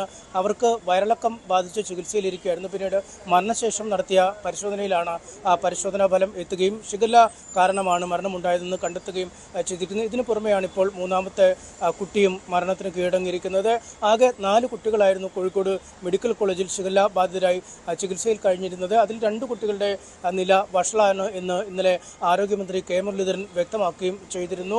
സംസ്ഥാനത്തിൻ്റെ പല ഭാഗങ്ങളിൽ നിന്നും സമാനമായ രീതിയിലുള്ള ഷിഗല്ല രോഗബാധയുടെ റിപ്പോർട്ടുകൾ പുറത്തു വരുന്നത് വലിയ ആശങ്കയാണ് ഉയർത്തുന്നത്. മലിനമായ ഭക്ഷണം, വെള്ളം എന്നിവയിലൂടെയാണ് ഈ രോഗം വരുന്നത്. അതുകൊണ്ട് തട്ടുകടകളിലടക്കം കൃത്യമായ പരിശോധനകൾ നടത്തുമെന്ന് ആരോഗ്യമന്ത്രി വ്യക്തമാക്കുകയും ചെയ്തിരുന്നു. കൃത്യമായ ഒരു ശുചിത്വ ബോധം ആളുകൾ പുലർത്തേണ്ടത് അനിവാര്യമാണ് എന്നും അദ്ദേഹം വ്യക്തമാക്കിയിരുന്നു. എന്തായാലും കാര്യങ്ങൾ നിയന്ത്രണ വിധേയമാണ് എങ്കിൽ പോലും കൃത്യമായ ശുചിത്വം എല്ലാവരും പാലിക്കണമെന്ന നിർദ്ദേശമാണ് ആരോഗ്യവകുപ്പ് നൽകുന്നത്. കോഴിക്കോട് നിപ്പ ബാധിച്ചയാളുടെ നില അതീവ ഗുരുതരം. പ്രതിരോധ മരുന്നായ റെഡിൻസിവർ നൽകി തുടങ്ങി. രോഗിയുമായി സമ്പർക്കം പുലർത്തിയ എല്ലാവരുടെയും ഫലം നെഗറ്റീവാണ് എന്നതാണ് ആശ്വാസം. നിപ്പ രോഗബാധിതനായി കോഴിക്കോട് മെഡിക്കൽ കോളേജ് ആശുപത്രിയിൽ ചികിത്സയിൽ കഴിയുന്ന 43-കാരൻ്റെ നില ഇപ്പോഴും അതീവ ഗുരുതരമായി തന്നെ തുടരുന്നു എന്നാണ് ആരോഗ്യവകുപ്പിൽ നിന്നും നമുക്ക് ലഭിക്കുന്ന വിവരം. അദ്ദേഹത്തിന് ഡൽഹിയിൽ നിന്നും ബഹ്റിനിൽ നിന്നും എത്തിയ ശേഷം ഡൽഹിയിൽ നിന്നും കോഴിക്കോട്ടേക്ക് കൊണ്ടുവന്ന റെംഡെസിവിറിൻ്റെ 2 ഡോസുകൾ നൽകിയിട്ടുണ്ട്. 48 മണിക്കൂറുകൾ സ്ഥിതിഗതികൾ വിലയിരുത്തിയ ശേഷമാവും തുടർ മരുന്നുകൾ നൽകുന്നതിൽ ഒരു തീരുമാനമെടുക്കൂ എന്നാണ് അധികൃതർ വ്യക്തമാക്കിയിരിക്കുന്നത്. എന്തായാലും ആരോഗ്യനില അങ്ങേയറ്റം ഗുരുതരമായി തുടരുമ്പോഴും കൃത്യമായ ഒരു നിരീക്ഷണം ഏർപ്പെടുത്തിയിട്ടുണ്ട്. 2 നോഡൽ ഓഫീസർമാരുടെ നേതൃത്വത്തിലാണ് അദ്ദേഹത്തിനുള്ള ചികിത്സകൾ ഇപ്പോഴും നൽകിക്കൊണ്ടിരിക്കുന്നത്. രോഗിയുമായി അടുത്ത ബന്ധം പുലർത്തിയ ആളുകളുടേതടക്കമുള്ള സമ്പർക്ക പട്ടിക വിപുലീകരിച്ചു എന്നതാണ് മറ്റൊരു ശ്രദ്ധേയമായ കാര്യം. കഴിഞ്ഞ ദിവസം ഏതാണ്ട് 80-ലധികം ആളുകളുടെ പട്ടികയാണ് പ്രസിദ്ധീകരിച്ചെങ്കിൽ അത് 100-ന് മുകളിലേക്ക് മാറിയിരിക്കുന്നു എന്നാണ് ഏറ്റവും ശ്രദ്ധേയം. ഒപ്പം അദ്ദേഹവുമായി അടുത്ത സമ്പർക്കം പുലർത്തിയ ബന്ധുക്കളടക്കമുള്ളവരുടെ സാമ്പിളുകൾ പരിശോധനാ ഫലം നെഗറ്റീവായി മാറിയിരുന്നു. ആദ്യഘട്ടത്തിന് പുറമെ 2ാം ഘട്ടത്തിലും ഇത്തരത്തിലെ പരിശോധനകൾ നടത്തിയപ്പോഴും സാമ്പിൾ ഫലങ്ങൾ നെഗറ്റീവാണ്.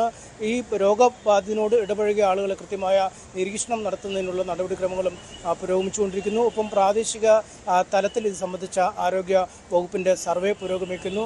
കേന്ദ്ര സംഘം ഈ നിപ്പ വവ്വാൽ അല്ലെങ്കിൽ നിപ്പ വരാനിടയായ സാഹചര്യം വവ്വാലുകളിൽ നിന്നും മറ്റുമാണോ എന്നടക്കമുള്ള കാര്യങ്ങൾ ഇക്കാര്യത്തെക്കുറിച്ചുള്ള വിശദമായ പഠനങ്ങൾ നടത്തി സർക്കാരിന് റിപ്പോർട്ടും നൽകാനുള്ള തയ്യാറെടുപ്പിലാണ്.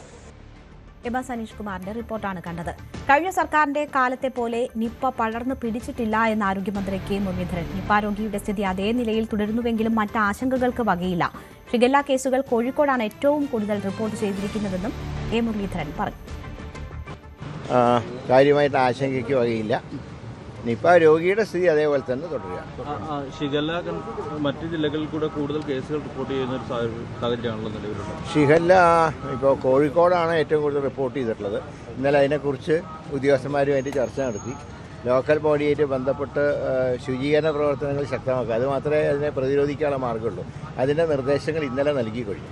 ഇന്നലെ പിണറായി വിജയൻ ഒരു വാർത്താ സമ്മേളനം നടത്തി വകുപ്പുകൾ തമ്മിൽ ഏകോപനമില്ല, നിപ പ്രതിരോധം ഇല്ല, അതൊക്കെ ഞങ്ങൾ നന്നായി നോക്കുന്നുണ്ട്. ഭാഗ്യവശാൽ ഈ നിപ പറന്നിട്ടില്ല. അത് ഡോക്ടർമാരുടെയും ആരോഗ്യ പ്രവർത്തകരുടെയും ഒരു കൂട്ടായ്മ കാരണം തന്നെയാണ്. അദ്ദേഹത്തിൻ്റെ കാലത്ത് ഉണ്ടായ പോലെ ഒന്നും പടർന്നു പിടിച്ചിട്ടില്ല. ഇത്തവണ അത് തടഞ്ഞു നിർത്താൻ കഴിഞ്ഞത് ഡോക്ടർമാരെയും ജീവനക്കാരെയും വിശ്വാസത്തിലെടുത്തുകൊണ്ടാണ്. അവരുടെ പ്രവർത്തനങ്ങളാണ് ഇത്രയും ഈ ഒരു പടരാൻ സാധ്യതയുള്ള രോഗത്തിനെ പ്രതിരോധിക്കാൻ കഴിഞ്ഞു. ഹൈക്കോടതിയിലെ സർക്കാർ അഭിഭാഷക നിയമനവുമായി ബന്ധപ്പെട്ട് മുഖ്യമന്ത്രിക്കെതിരെ വിമർശനവുമായി ലോയേഴ്സ് കോൺഗ്രസ്. മന്ത്രിസഭയിൽ ചർച്ച ചെയ്യാതെയാണ് മുഖ്യമന്ത്രി തീരുമാനമെടുത്തത്. പാർട്ടിയിലും മുന്നണിയിലും ചർച്ച ചെയ്യാതെ അഭിഭാഷക നിയമനം നടത്തി. കോൺഗ്രസിലുള്ള ആരെയും പരിഗണിച്ചില്ല. അർഹതയുള്ള പലർക്കും അവസരം നൽകിയില്ല. അന്തിമ പട്ടിക നാളെ പ്രസിദ്ധീകരിക്കാനിരിക്കെയാണ് വിമർശനമുയരുന്നത്. ചില തൽപര കക്ഷികളുടെ ഇടപെടലിലുണ്ടായതാണ് നിലവിലെ നിയമനമെന്നാണ് ലോയേഴ്സ് കോൺഗ്രസിന്റെ വിമർശനം. ഹൈക്കോടതിയിലെ സർക്കാർ അഭിഭാഷക നിയമനത്തിൽ ലോയേഴ്സ് കോൺഗ്രസിൽ വൻ പൊട്ടിത്തെറിയാണ്. പ്രത്യേകിച്ചും നാളെ ഇതിന്റെ അവസാന ലിസ്റ്റ് പുറത്തു വരാനിരിക്കെ ഇതിനകം 2 ലിസ്റ്റുകൾ വന്നു. പരിഷ്കരിച്ച 2ാമത്തെ ലിസ്റ്റും വന്നു. അതിലും പരാതിയാണ്. പക്ഷേ ഫൈനൽ ലിസ്റ്റ് നാളെ പുറത്തിറങ്ങാൻ ഇരിക്കെയാണ് ഈ വലിയ ഡിസ്കഷൻ ലോയേഴ്സ് കോൺഗ്രസിന്റെ വാട്സാപ്പ് ഗ്രൂപ്പിൽ നടക്കുന്നത്. അർഹതയുള്ള പല ആളുകളെയും പരിഗണിച്ചില്ല എന്നുള്ളതാണ് പ്രധാനപ്പെട്ട പരാതി. അതായത് കോൺഗ്രസുമായി ബന്ധപ്പെട്ട കോൺഗ്രസ് പ്രവർത്തകരായ പലരെയും പരിഗണിച്ചിട്ടില്ല. അതേസമയം ഈ 2 ലിസ്റ്റ് പബ്ലിഷ് ചെയ്തപ്പോഴും അതിൽ ഈ അപാകതകൾ കണ്ടെത്തിയിട്ടുണ്ട്. നേരത്തെ ദേവസ്വം അഭിഭാഷകനുമായി ബന്ധപ്പെട്ടുള്ള അല്ലെങ്കിൽ സർക്കാർ നിയമനവുമായി ബന്ധപ്പെട്ടുള്ള ഈ സ്മാർട്ട് ക്രിയേഷൻസിൻ്റെ അഭിഭാഷകനെ നിയമിച്ചതുമായി ബന്ധപ്പെട്ടുള്ള വിവാദങ്ങൾ നിലനിൽക്കുകയാണ് ഇത്തരത്തിലുള്ള ഈ ലിസ്റ്റിൽ തന്നെ വലിയ അപാകതയുണ്ട് എന്നുള്ള വിമർശനവുമായ ലോയേഴ്സ് കോൺഗ്രസ് രംഗത്തെത്തിയിരിക്കുന്നത്. പരിഹരിക്കണം. കാരണം മുഖ്യമന്ത്രിക്കെതിരെ വലിയ വിമർശനമാണ്. മുഖ്യമന്ത്രി അദ്ദേഹത്തിൻ്റെ വകുപ്പ് നിയമം അദ്ദേഹം കൈകാര്യം ചെയ്യുന്നത് കൊണ്ട് തന്നെ ഇത്തരം നിയമനങ്ങൾ മറ്റു മന്ത്രിമാരോട് പോലും ചോദിക്കാതെയാണ് നടത്തിയിരിക്കുന്നതെന്നുള്ളതാണ് പ്രധാനപ്പെട്ട വിമർശനം. അതുമാത്രമല്ല മറ്റു മന്ത്രിമാരുടെ സെക്ഷനിലേക്ക് വേണ്ട അഭിഭാഷകരെയൊക്കെ മുഖ്യമന്ത്രി നിയമിക്കുന്നു. ഇത് മന്ത്രിസഭയിൽ ചർച്ച ചെയ്തിട്ടില്ല. മന്ത്രിസഭയ്ക്ക് പുറത്ത് ചർച്ച ചെയ്ത പുറത്തുള്ള അജണ്ടയായിട്ടാണ് ഇത് ചർച്ച ചെയ്തത് എന്നുള്ളതാണ് പ്രധാനപ്പെട്ട വിമർശനം. ഇത്തരത്തിലൊരു ഡിസ്കഷൻ മറ്റാളുകളുമായി ഉണ്ടായിട്ടില്ല. അതുമാത്രമല്ല മുഖ്യമന്ത്രിയെ തെറ്റിദ്ധരിപ്പിച്ചിട്ടാണ് പല ആളുകളും ഈ ലിസ്റ്റിൽ കയറിക്കൂടിയിട്ടുള്ളത്. അർഹത ഉള്ള പല ആളുകൾക്കും, അതായത് സ്ത്രീ അഭിഭാഷകർ ഉൾപ്പെടെയുള്ള പല ആളുകൾക്കും അതിനുള്ള സാഹചര്യമോ അതല്ലെങ്കിൽ അതിനുള്ള പരിഗണനയോ ലഭിച്ചിട്ടില്ല എന്നുള്ളതാണ് പ്രധാനപ്പെട്ട ആരോപണം.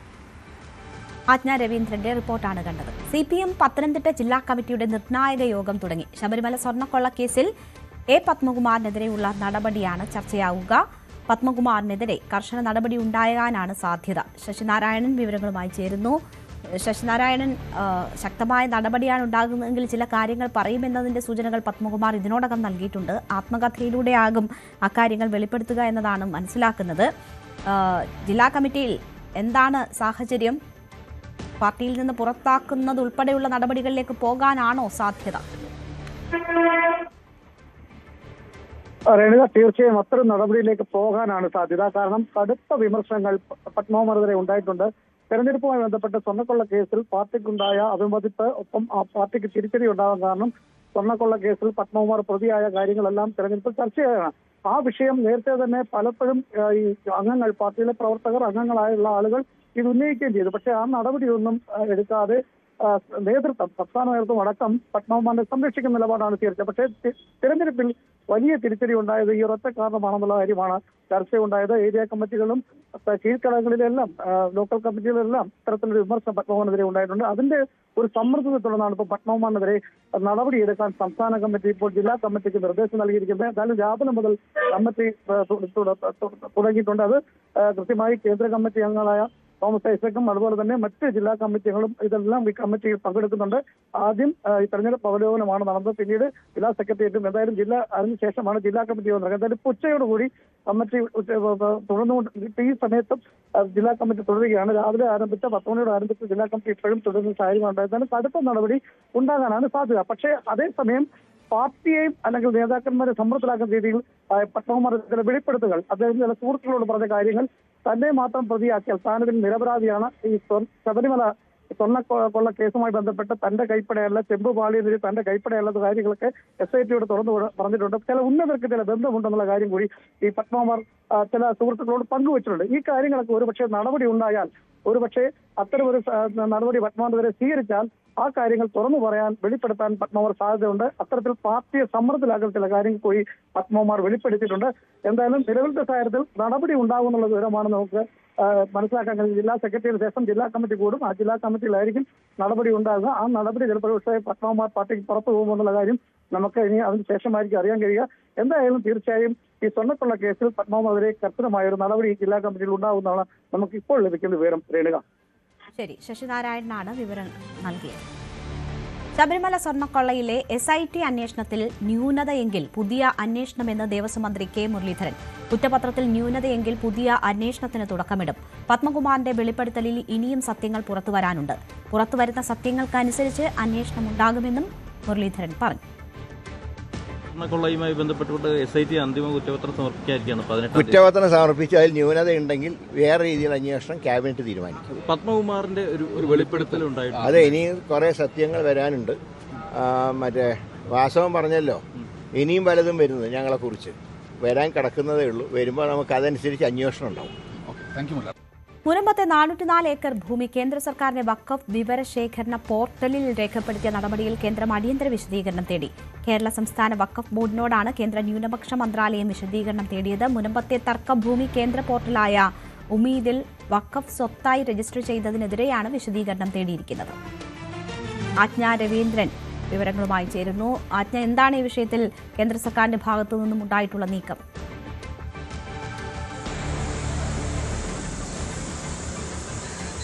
രേണുക, മുനമ്പത്തെ 404 ഏക്കർ ഭൂമി ഉമീദ് പോർട്ടലിൽ രജിസ്റ്റർ ചെയ്തതുമായി ബന്ധപ്പെട്ടാണ് കേന്ദ്ര സർക്കാർ വിശദീകരണം ചോദിക്കുന്നത്.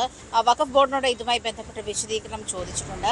മുനമ്പത്തെ ഭൂമിയിൽ ഇപ്പോഴും കോടതി വ്യവഹാരങ്ങൾ നടക്കുന്നുണ്ട്. അത് തർക്കഭൂമിയാണ്.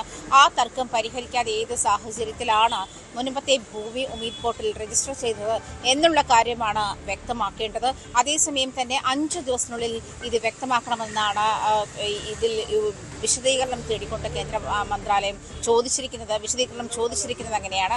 അതേസമയം തന്നെ ഈ മുനമ്പത്തെ ഭൂമിയിലുള്ള തർക്കം തുടരുന്ന സാഹചര്യത്തിൽ തന്നെ ഇത്തരത്തിൽ, അതായത് വഖഫ് ഭൂമിയാണോ അല്ലയോ എന്നുള്ള കാര്യത്തിൽ ഇപ്പോഴും ആണ് അതിൽ വ്യവഹാരം നടക്കുന്നത്. അതിൽ കോടതിയിൽ അത്തരത്തിലുള്ള അതുമായി ബന്ധപ്പെട്ടുള്ള നിയമ കാര്യങ്ങൾ അല്ലെങ്കിൽ അതിന്റെ നടപടിക്രമങ്ങൾ ഇനിയും പൂർത്തീകരിച്ചിട്ടില്ല. അതിൽ ഇനിയും തർക്കം തുടരുന്നുണ്ട്. ഏത് സാഹചര്യത്തിലാണ് മുനമ്പത്തിലെ ഭൂമി, പ്രധാനമായും മുനമ്പത്തെ ഭൂമി നമുക്കറിയാം 1950 സിദ്ദിഖ് സേഠ് ഈ ഭൂമി എഴുതി നൽകുമ്പോൾ അത് ഫാറൂഖ് കോളേജിന്റെ എഡ്യൂക്കേഷണൽ പർപ്പസിന് വേണ്ടിയാണ് എഴുതി നൽകിയതെന്നുള്ളതും അത് എഡ്യൂക്കേഷൻ പർപ്പസിന് ഉപയോഗിച്ചില്ലെങ്കിൽ തന്റേതയോ തന്റെ അനന്തരാവകാശിയിലേക്കോ തിരികെ എത്തണം എന്നുള്ളതാണ് പ്രധാനമായിട്ടും വഖഫ് ബോർഡിന് എതിരായി നിൽക്കുന്ന, അല്ലെങ്കിൽ ഈ ഭൂമി വഖഫല്ല എന്ന് വാദിക്കാൻ തരത്തിലുള്ള നിർണായകമായിട്ടുള്ള രേഖ അല്ലെങ്കിൽ നിർണായകമായിട്ടുള്ള വിശദീകരണം അതാണ് പലപ്പോഴും മുന്നോട്ട് വെക്കുന്നത്. അത് ആ കാര്യത്തിൽ വ്യക്തതയുണ്ടാവാതെ ഏത് സാഹചര്യത്തിലാണ് ഉമീദ് പോർട്ടൽ നമുക്കറിയാം ഈ കഴിഞ്ഞ, അതായത് 2025 ജൂൺ 6-നാണ് ഉമീദ് പോർട്ടൽ കേന്ദ്ര സർക്കാർ വഖഫ് ഭൂമി ഉൾപ്പെടെയുള്ളത് ഇന്ത്യയിലുള്ള വഖഫ് ഭൂമികളെല്ലാം രജിസ്റ്റർ ചെയ്യണം, ഡിജിറ്റലൈസ് ചെയ്യണമെന്ന ആവശ്യം ഉന്നയിച്ചുകൊണ്ട്, അല്ലെങ്കിൽ അത്തരത്തിലൊരു ക്ലാരിറ്റി വരണം എന്നുള്ള കാര്യത്തിൽ വ്യക്തത തേടാൻ വേണ്ടിയാണ് ഉമീദ് പോർട്ടൽ രൂപീകരിക്കുന്നത് തന്നെ. അങ്ങനെയാണ് കേന്ദ്രമന്ത്രി കിരൺ റിജിജുവാണ് അത് ഉദ്ഘാടനം ചെയ്തതും. അതിനുശേഷം ഉണ്ടായ രജിസ്ട്രേഷൻ ആണ് ഈ കഴിഞ്ഞ മെയ് മാസമാണ് ഇതിൽ മുനമ്പത്തെ ഭൂമി ഇതിൽ രജിസ്റ്റർ ചെയ്ത്. മെയ് 16-നാണ് മുനമ്പത്തെ ഭൂമി ഉമീദ് പോർട്ടൽ രജിസ്റ്റർ ചെയ്ത് കാണുന്നത്. അത് ഏത് സാഹചര്യത്തിലാണ്? അത് മാത്രമല്ല, രാജീവ് ചന്ദ്രശേഖർ MLAയും ഈ കാര്യത്തിൽ ഇതുമായി ബന്ധപ്പെട്ട് കേന്ദ്ര മന്ത്രാലയത്തിന് കത്തെഴുതിയിരുന്നു. ഈ മുനമ്പത്തെ ഭൂമി വഖഫ് ഭൂമി അല്ലെങ്കിൽ വഖഫ് രേഖകളിൽ വഖഫ് ഭൂമിയാണ് എന്ന് വരുത്തത്തക്ക രീതിയിൽ ഉമീദ് പോർട്ടൽ രജിസ്റ്റർ ചെയ്ത സാഹചര്യം ഏത് എന്നുള്ള കാര്യത്തിൽ വിശദീകരണം വേണമെന്നായിരുന്നു രാജീവ് ചന്ദ്രശേഖരനും ഉന്നയിച്ച ആവശ്യം. ശരി, ആജ്ഞ രവീന്ദ്രനാണ് വിവരങ്ങൾ നൽകുന്നത്. നടി ലക്ഷ്മിപ്രിയക്കെതിരെ നിയമ നടപടിയുമായി അൻസിബ. നടി ലക്ഷ്മിപ്രിയ, ഭർത്താവ് ജയേഷ്, തൃപ്പൂണിത്തുറ വനിതാ സെൽ SI രേഷ്മ എന്നിവർക്കെതിരെ കേസെടുക്കണമെന്നതാണ് ആവശ്യം. തൃപ്പൂണിത്തുറ കോടതിയിൽ സ്വകാര്യ അന്യായം ഇതുമായി ബന്ധപ്പെട്ട് ഫയൽ ചെയ്തു. അൻസിബയുടെ പരാതിയിൽ കഴമ്പില്ല എന്ന് പോലീസ് റിപ്പോർട്ട് നൽകിയതിനെ തുടർന്നാണ് ഈ നീക്കം. ആജ്ഞ രവീന്ദ്രൻ തന്നെ ആ വാർത്തയുടെയും വിശദാംശങ്ങളുമായി ചേരുന്നുണ്ട്. ആജ്ഞ, അൻസിബ ഇതിൽ ഒട്ടും പിന്നോട്ടില്ല എന്നതിന്റെ സൂചനകളാണ് നൽകുന്നത്. Police report എതിരായിരുന്നു. കോടതിയിലേക്കുള്ള പോക്ക് അനുകൂലമായ സമീപനം ഉണ്ടാക്കുമെന്ന് പ്രതീക്ഷിക്കുന്നുണ്ടോ അൻസിബ?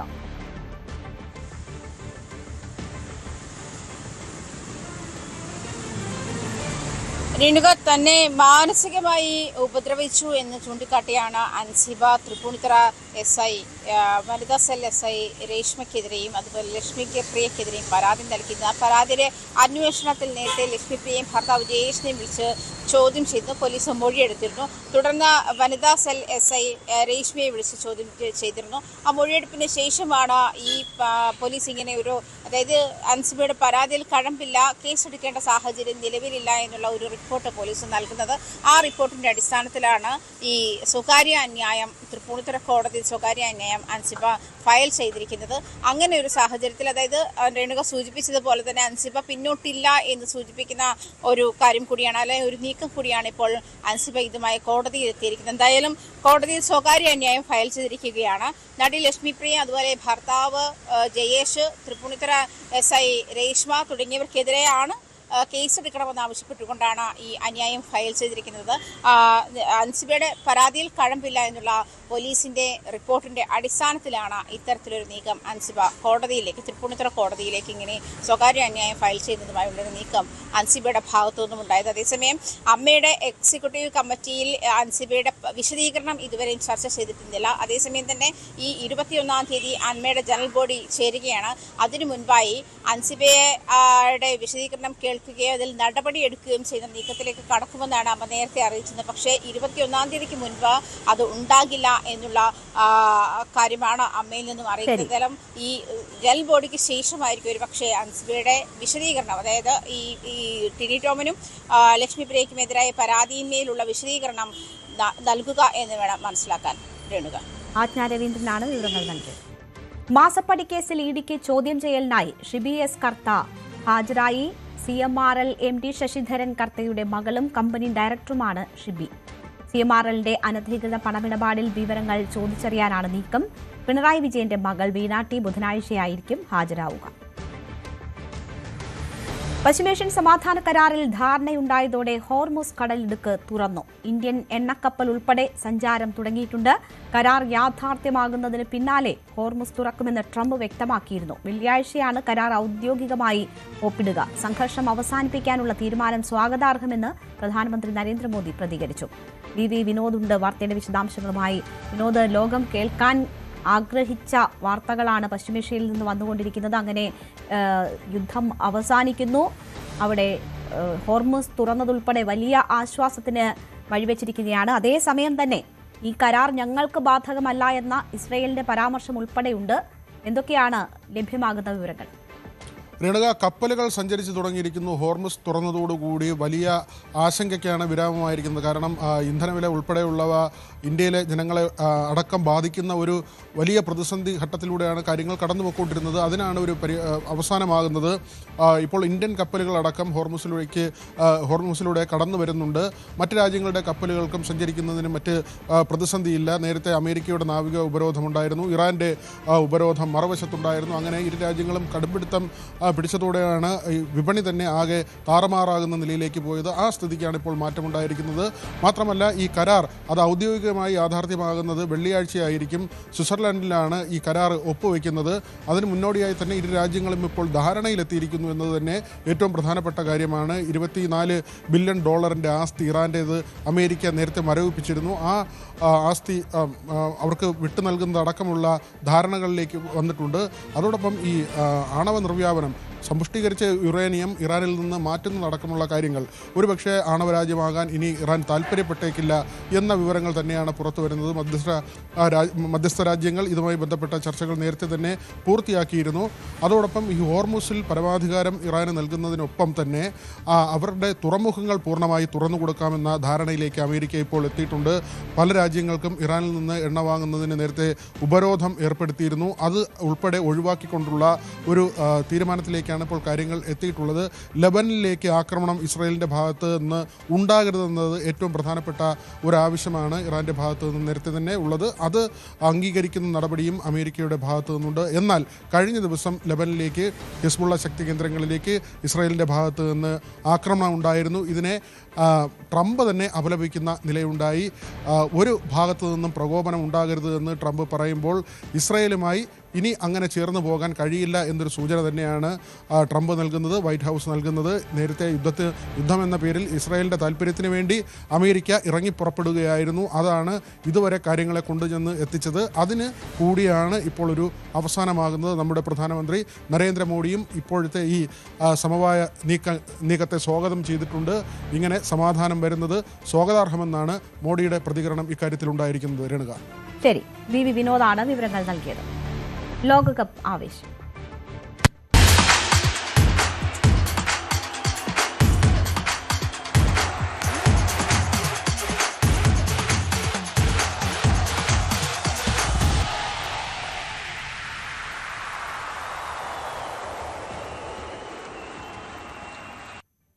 യൂറോപ്യൻ ചാമ്പ്യന്മാരായ സ്പെയിൻ ഇന്ന് ആദ്യ മത്സരത്തിനിറങ്ങും. ലോകവേദിയിലെ പുതുമുഖങ്ങളായ ആഫ്രിക്കൻ ദ്വീപ് രാജ്യം കേപ്പ് വെർഡിയാണ് എതിരാളികൾ. കഴിഞ്ഞ 3 ലോകകപ്പിലും 2ാം റൗണ്ട് കടക്കാനായിട്ടില്ലെന്ന നാണക്കേട് മായ്ക്കാനാണ് മുൻ ലോക ചാമ്പ്യന്മാരുടെ ശ്രമം. അറ്റ്ലാന്റയിൽ രാത്രി 9:30-ക്കാണ് മത്സരം. ഗ്രൂപ്പ് ജിയിലെ ആദ്യ മത്സരത്തിൽ ബെൽജിയം ഈജിപ്തുമായി ഏറ്റുമുട്ടും. രാത്രി 12:30-നാണ് മത്സരം. രാവിലെ 6:30-ക്ക് നടക്കുന്ന മത്സരത്തിൽ ഇറാൻ ന്യൂസിലൻഡിനെ നേരിടും. ഇംഗിൾവുഡിലാണ് മത്സരം.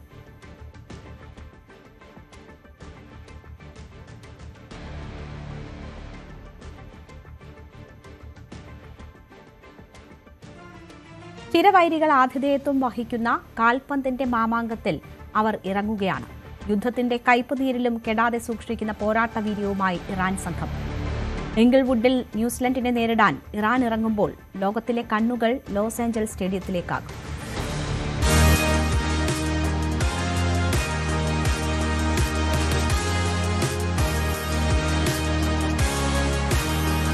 കോൾമുഖങ്ങൾക്കിടയിലെ പച്ചപ്പുൽ മൈതാനം ഇവർക്ക് മറ്റൊരു യുദ്ധമുഖമാണ്. ഉപരോധങ്ങളാൽ വരിഞ്ഞുമുറുക്കിയ എതിരാളിയുടെ മണ്ണിൽ ഇറാന്റെ പോരാട്ടത്തിന് വീര്യം കൂടും. ആദ്യ മത്സരത്തിൽ അത് ന്യൂസിലൻഡിനെ തിന്മയുടെ ഭരണകൂടമെന്ന് ഇറാനെ വിശേഷിപ്പിച്ച പാശ്ചാത്യരോട് ആഭിമുഖ്യമുള്ള ന്യൂസിലൻഡിനെ ലോസ് ഏഞ്ചൽസ് സ്റ്റേഡിയത്തിലെ ആ കാൽപന്തിന് ഈ ഭൂഗോളത്തോളം വിശാലമായ രാഷ്ട്രീയ മാനങ്ങൾ ഉണ്ടാകുന്നത് സ്വാഭാവികം. ഗ്യാലറിയിൽ പതാകകൾ മുതൽ ചിഹ്നങ്ങൾ വരെ രാഷ്ട്രീയം പറയുന്ന മത്സരം. ഗ്രൂപ്പിൽ ബെൽജിയം, ഈജിപ്ത് തുടങ്ങിയ രാജ്യങ്ങളെയും ഇറാൻ നേരിടും. പരിമിതികൾ മാത്രമല്ല, വിലക്കുകൾ പലതും തരണം ചെയ്തും സഹിച്ചുമാണ് ഇറാൻ മെക്സിക്കോയിൽ പറന്നിറങ്ങിയത്. വിസ വിലക്കുകൾ, നിയന്ത്രണങ്ങൾ. കളിക്കുന്ന ഇറാൻ ആരാധകർക്ക് ഇവിടെയെത്താൻ പ്രതിസന്ധികൾ ബാക്കി. ഫിഫയുടെ മാച്ച് വിഹിതത്തിൽ പോലും അനിശ്ചിതത്വം. ഓരോ മത്സരത്തിന് ശേഷവും ടീം മെക്സിക്കോയിലേക്ക് മടങ്ങണമെന്നാണ് നിബന്ധന. അധിനിവേശവും പകയും നിറഞ്ഞ സമകാലികത്തിൽ അലി റസയും സംഘവും ബൂട്ടണിഞ്ഞിറങ്ങുകയാണ് അമേരിക്കൻ മണ്ണിൽ. World cup desk, news 18. കുറോസോവയ്ക്കെതിരെ വമ്പൻ വിജയവുമായി ജർമ്മനി. 1-നെതിരെ 7 ഗോളുകൾക്കാണ് ജർമ്മനിയുടെ ജയം. 6-ാം മിനിറ്റിൽ തന്നെ ജർമ്മനി സ്കോറിംഗിന് തുടക്കമിട്ടു. Felix മേശയായിരുന്നു scorer. 6-ാം മിനിറ്റിൽ ആദ്യ ഗോൾ വഴങ്ങിയെങ്കിലും 21-ാം മിനിറ്റിൽ ക്യുറോസോവ ഗോൾ മടക്കി ജർമ്മനിയെ ഞെട്ടിച്ചു. ലിവാനോ കോമൻസിയ ആണ് ക്യുറോസോവയ്ക്ക് വേണ്ടി ഗോൾ നേടിയത്. ക്യുറോസോവയുടെ സന്തോഷത്തിന് അധികമായുണ്ടായിരുന്നില്ല. 38-ാം മിനിറ്റിൽ നിക്കോ ഷോൾട്ടർബെക്ക് ജർമ്മനിയുടെ ലീഡ് ഉയർത്തി. ആദ്യ പകുതി അവസാനിക്കാൻ മിനിറ്റുകൾ ബാക്കി നിൽക്കെ പെനാൽറ്റിയിലൂടെ ഹാവർട്സ് വീണ്ടും സ്കോർ ചെയ്തു. 47-ാം മിനിറ്റിൽ ജയാൽ മുസ്ലിയാല ജർമ്മനിയുടെ ഗോൾ നേട്ടം 4ആക്കി. 68-ാം മിനിറ്റിൽ നഥാനിയൽ ബ്രൌണും 78-ാം മിനിറ്റിൽ ഡെന്നിസ് ഉൾഡാഫും 88-ാം മിനിറ്റിൽ 2ാം ഗോളുമായി ഹാവർട്സും ഗോൾ പട്ടിക പൂർത്തിയാക്കി. വമ്പൻ തോൽവി നേരിട്ടെങ്കിലും വിശ്വവേദിയിലെ ആദ്യ മത്സരത്തിൽ തന്നെ ഗോൾ നേടാൻ കഴിഞ്ഞതാണ് ക്യുറോസോവയെ ആവേശം കൊള്ളിക്കുന്നത്.